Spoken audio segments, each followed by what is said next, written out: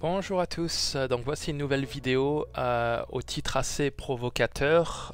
Je vais revenir dans cette vidéo sur les récentes décisions économiques du Maroc. Je ne vais pas parler de politique dans cette vidéo, je vais plutôt parler des contrats économiques, des contrats internationaux que le Maroc a signés avec plusieurs multinationales. Donc c'est un titre assez provocateur, mais ce que je cherche par là, c'est provoquer le débat en fait. Je cherche à démontrer que le modèle ultralibéral que le Maroc a adopté est contre-productif et nuit gravement à son peuple.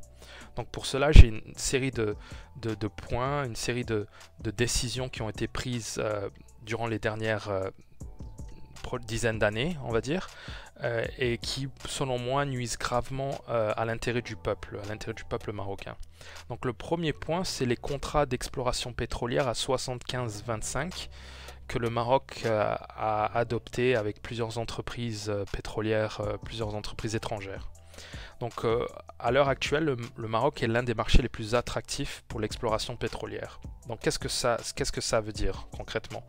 Quand on dit qu'un marché est attractif, ce n'est pas une bonne chose. Ça veut dire qu'il est attractif pour les entreprises internationales, et ce qui veut dire qu'au final, le peuple se fait littéralement voler. Il se fait voler ses ressources. 25% pour le Maroc et 75% pour des entreprises privées, c'est vraiment bas. La moyenne, c'est plutôt du 40-60. Donc 25%, le Maroc a vraiment choisi la voie du... on dirait que le Maroc essaie de brader ses ressources. Donc la raison de ce faible taux, il y a plusieurs raisons possibles. La première raison, c'est que le Maroc est l'un des seuls pays, des rares pays, je dois dire, dans la région nord-africaine qui n'a pas de ressources prouvées en gaz et en pétrole. La première raison, c'est que le sous-sol marocain est sous-exploité, sous-exploré. Le Maroc a pris beaucoup de retard dans l'exploration pétrolière, et il y a plusieurs raisons à cela. Le conflit du Sahara, je veux dire, il y avait d'autres priorités pour le pays. La deuxième raison, c'est encore une fois ce conflit du Sahara qui pousse le Maroc, entre guillemets, à brader ses ressources. Je vais parler des ressources aquatiques, des ressources maritimes, qui elles aussi sont bradées dans le même contexte, le contexte du Sahara occidental. Mais les ressources en pétrole, c'est peut-être la volonté du Maroc de dire à ces entreprises internationales, qui sont pour la plupart européennes, regardez à quel point le marché du Maroc et le marché marocain est attractif pour vous, donc essayez d'influencer vos politiciens pour qu'ils restent du côté du Maroc au niveau de la question du Sahara occidental. Donc ça, c'est encore une illustration de la faiblesse du Maroc à cause de la question du Sahara occidental. Le fait qu'on ait ce conflit nous paralyse sur la scène internationale lorsqu'il s'agit vraiment de négocier d'égal à égal des contrats commerciaux comme celui de l'exploration pétrolière.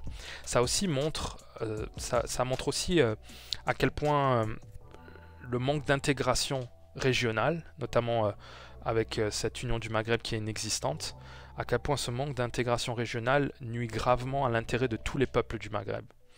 Vous avez un voisin, le voisin algérien, qui possède une entreprise qui a une renommée internationale, la Sonatra, qui est spécialisée dans l'exploration et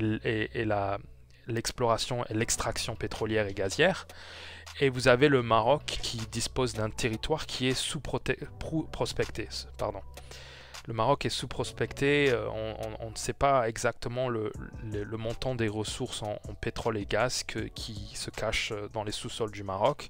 Il y a des études qui prédisent qu'il y a énormément de ressources, notamment des ressources offshore.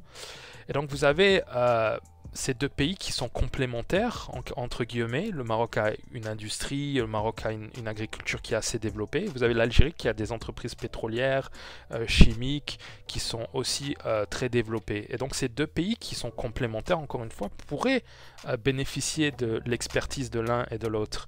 Mais à cause de ce manque d'intégration, l'argent est tout simplement gaspillé à l'étranger.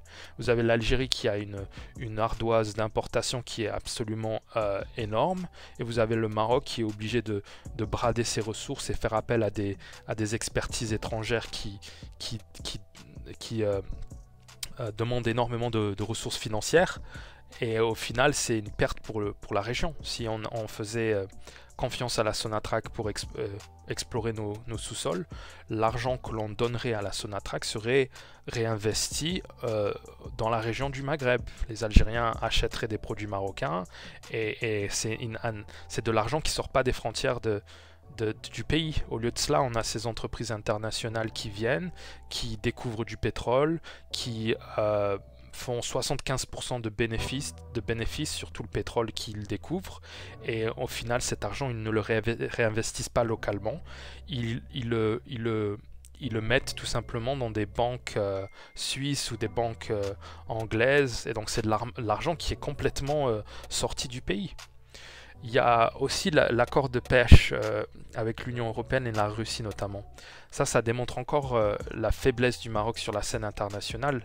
Le Maroc est obligé de brader ses ressources du Sahara et pour quémander des soutiens internationaux. Encore une fois, cela fait partie de cette stratégie néocoloniale que j'ai longuement développée dans ma première vidéo.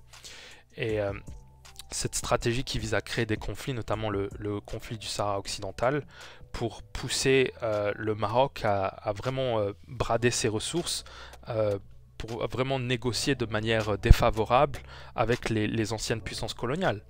Donc tout ça fait partie d'une stratégie. Aujourd'hui, si vous regardez les contrats que le Maroc a signés avec la Russie et l'Union européenne, ils sont extrêmement défavorables. Je veux dire que la Mauritanie a signé de meilleurs contrats avec l'Union européenne que le Maroc. Alors qu'en termes de produit intérieur brut, la Mauritanie n'est pas un géant. Elle ne peut pas se comparer, au Maroc. Et pourtant, ils ont réussi à négocier de meilleurs contrats que le Maroc. Tout simplement parce que le Maroc n'est pas en position de négociation. Le Maroc a ce Sahara sur lequel il s'accroche, à juste titre, partie de son histoire, mais le Maroc ne veut pas se séparer de son Sahara et il est obligé à faire des concessions qui sont énormes au détriment de l'intérêt de tout le peuple. Il y a un autre point, c'est la mollesse de l'industrie du Maroc. On ne met pas en place une vraie politique industrielle à la chinoise. Je donne l'exemple des énergies vertes, l'éolien, le solaire et la désalinisation de l'eau.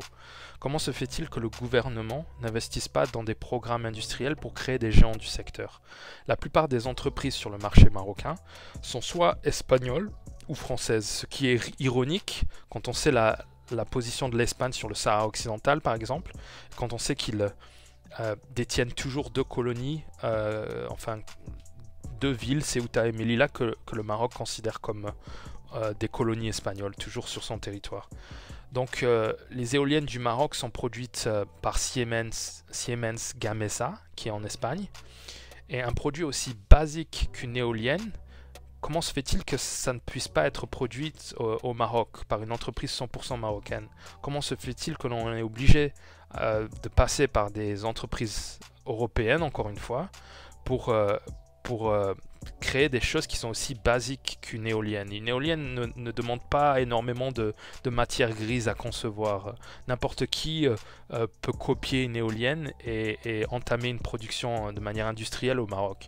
Le Maroc a cette ressource naturelle qui est le vent, et le Maroc pourrait en profiter en créant une entreprise nationale qui produirait des éoliennes à grande échelle. Et le Maroc installerait ces éoliennes sur tout le territoire et on n'aurait pas à financer des projets avec l'argent européen. Sans parler des panneaux solaires qui, eux, viennent de Chine.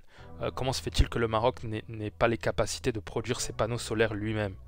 Les usines de désalinisation qui sont toutes construites par des Espagnols, encore une fois, on pourrait faire appel à de l'expertise internationale, mais créer un géant marocain à l'intérieur du Maroc.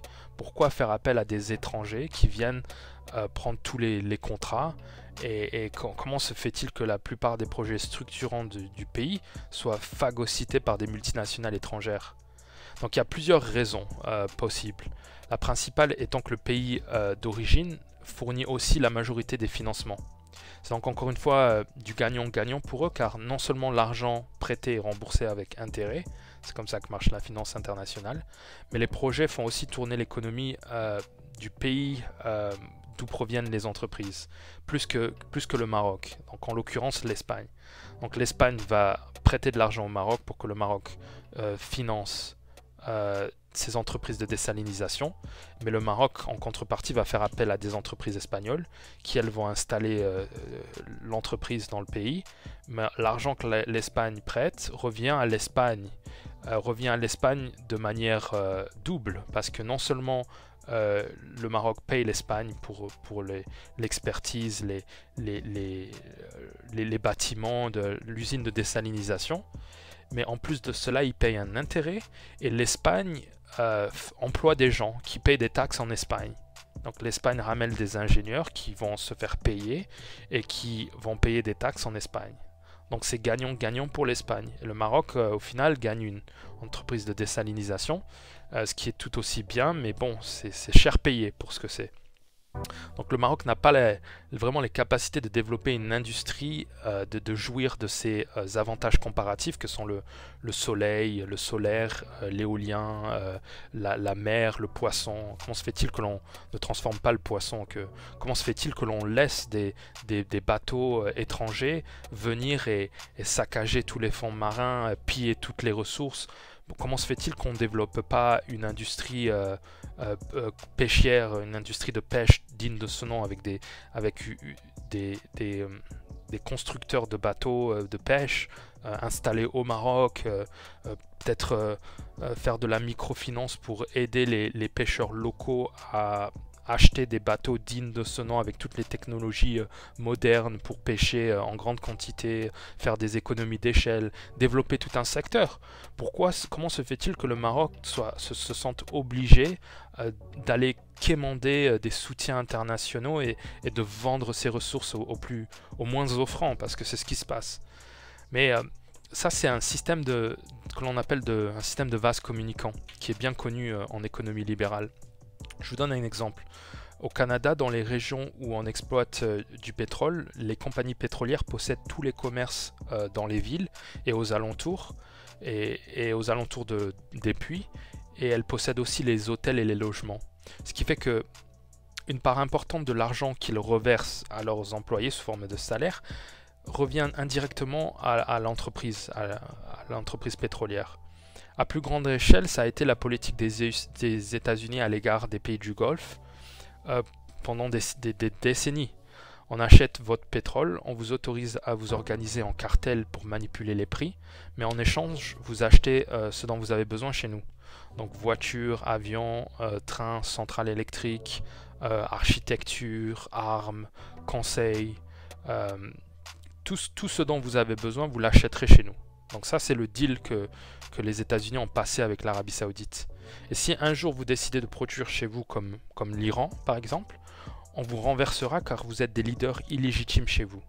C'est ça la politique de l'Amérique envers l'Arabie Saoudite, le Koweït, les Émirats Arabes Unis. Ils sont totalement dépendants des États occidentaux. La stratégie de l'Occident, c'est de diviser pour mieux régner.